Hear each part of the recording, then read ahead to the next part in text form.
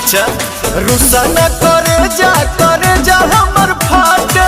छोटी छोटी बात पर तू लगा दारू डाटे। धनी हो सब धन तोहरे नु बाटे। भाभी हो सब धन तोहरे नु बाटे।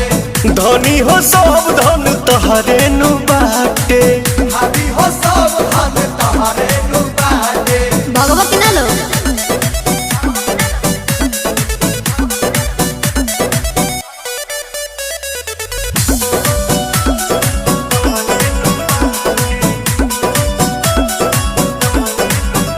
दांत पीसी के खीसी में साने लुआटा। तू प्यार के अचार जस कोई दे लुखाटा।